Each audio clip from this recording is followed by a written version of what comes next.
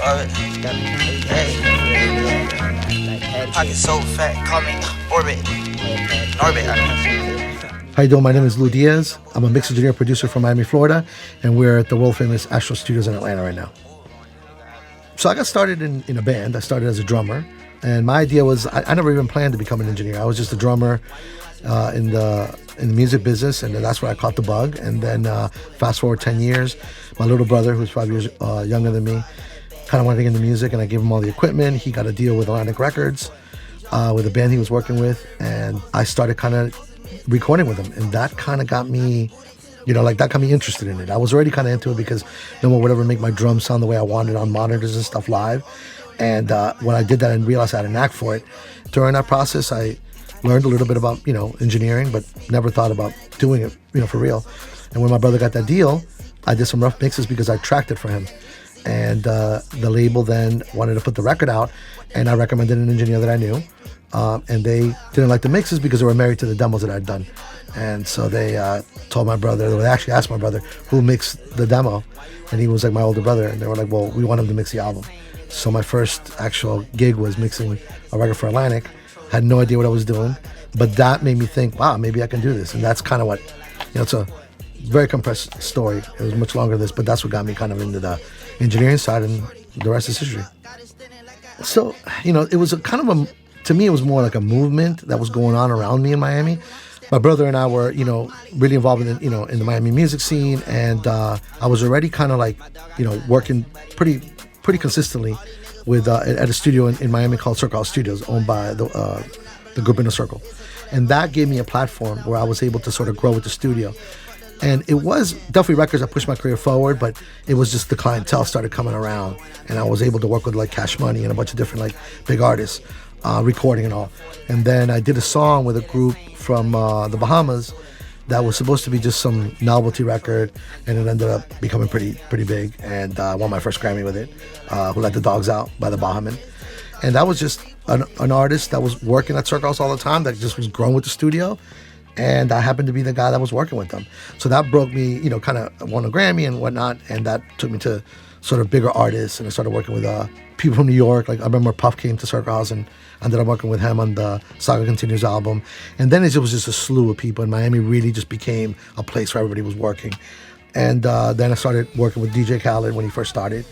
And I'm So Hood was probably a breakthrough record, at least, in South Florida. And then All I Do Is Win became pretty much a epic anthem record that you see in stadiums today, and it's wild to see that record get that that big. But there was a bunch of them, and it was just more of a wave that happened in Miami that really kind of catapulted me and pushed me forward in the industry. I want to say, like I said, there's a bunch of records that I worked on that have gotten really big and all that. That was cool, but I think the proudest is probably because it was the artist. It was the artist Pitbull, because my brother and I, we were the ones who signed him in 2001. We developed him, and we, basically launched his career. And just to see the heights that he's reached, it was just pretty cool to see. I'm really proud of him, and also the person he is. But that was a pretty big deal. I was in the middle of like really honing my engineering career, and I was, really doing well. And so to take that sort of left turn and work on a project that was our artist, and it worked. That's probably a big claim to fame. And the other thing is probably more just the people that I've gotten to work with, and not necessarily the artists, but like a lot of assistants of mine, a lot of like people around me that, at the top of my head, there's 4 or 5 that are Grammy winners today that were, ex-assistants of mine. So it was just cool to see people work under you and sort of be that mentor for them and watch them, advance to really high levels in the industry. 'Cause all I do is win. And if you going in, put your hands in the air, make them stay there. Swerving in my low, head on the swivel, serving me's a no. The thing about mixing is that it's evolved a lot since I started, right? It used to be more challenging because we were in the studio together all the time, and now the majority of my work is done at home in my private studio. Being able to be in the box and being able to, work on my own a lot. Of course, I come out to Astra or Circles in Miami when I need to be out in a main room.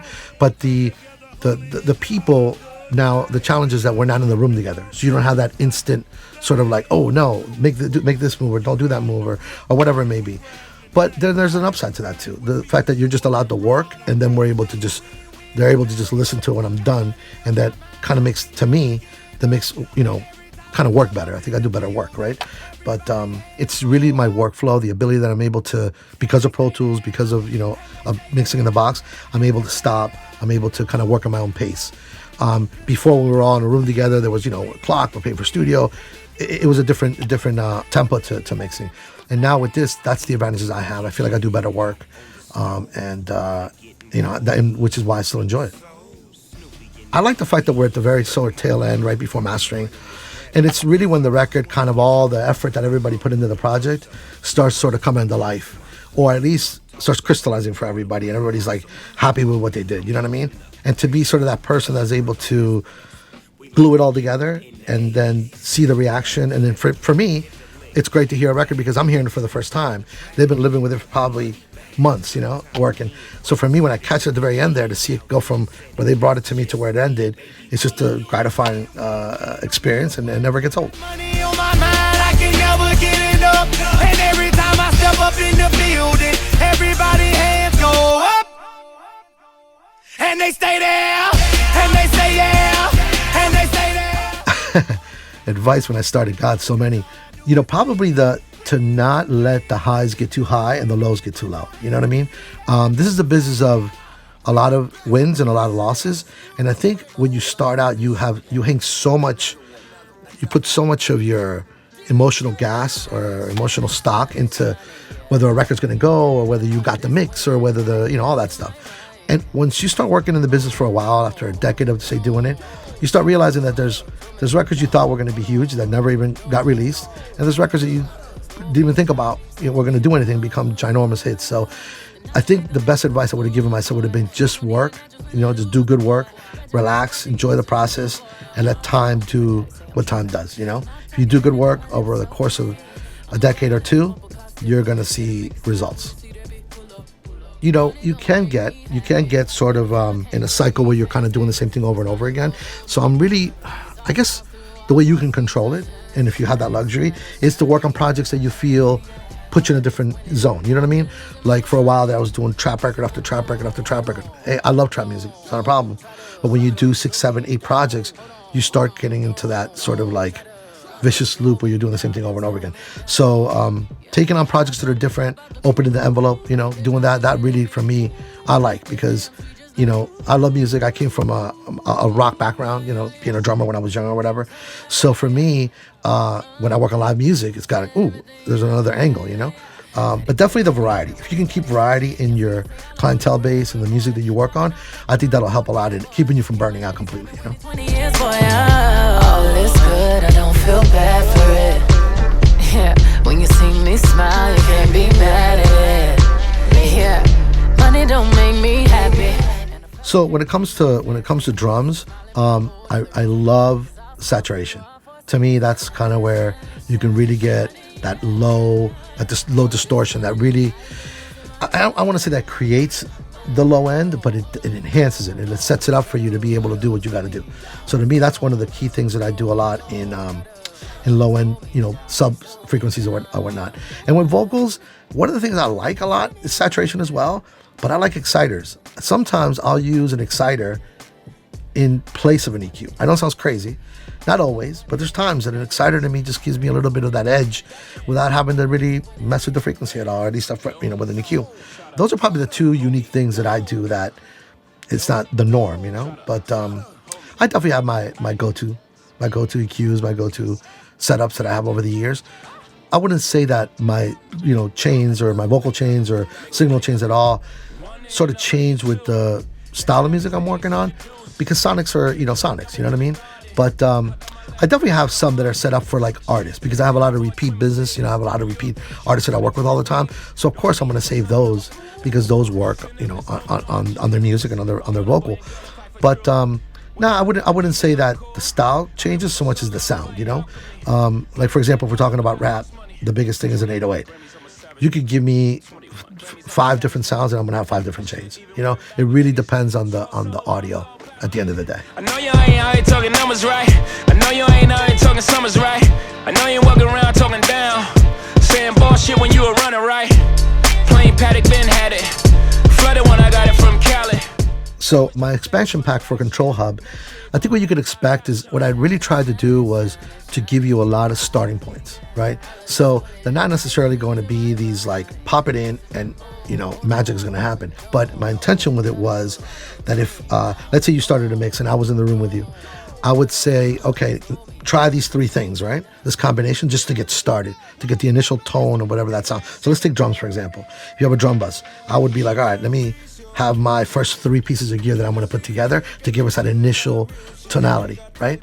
And that's what I try to achieve with this expansion pack, to give you that so you could take it from there to make it brighter and bigger and all that. But just the initial tone is so important. A lot of people don't understand to get that right first before you start actually layering on the icing, you know what I mean? But it's tonality. I mean, ControlHub is known for that. Like, that's one of the things I love about the plugin. And during the process, I've actually now been like, hey, I can use that tone again on other records that I work on, other sounds or whatnot. But yeah, I think what you're really going to get out of it is going to be the different flavors for you to start and then start tweaking. And remember, those starting points are compressor and limiter and all sorts of stuff to get me sort of to the first place. And that's what I was trying to interpret with this expansion pack for you guys. So, I mean, if you're really trying to elevate your mixing, right, you're trying to sort of like say, okay, well, I know what I have to do, or I think I know what I want to do. I think by using these expansion packs, you're getting sort of the first 50%, there for you. You can choose the flavors. When you find a flavor you like, to me, you're already 40 or 50% there. And the rest of the way is yours. So it'll just make it a lot easier for people to get to where they want to go. Because mixing can get to a point where it could take a while to do what we do, And what happens is the longer it takes, the more you burn out, and the more your ear burns out, and it becomes like the spiral.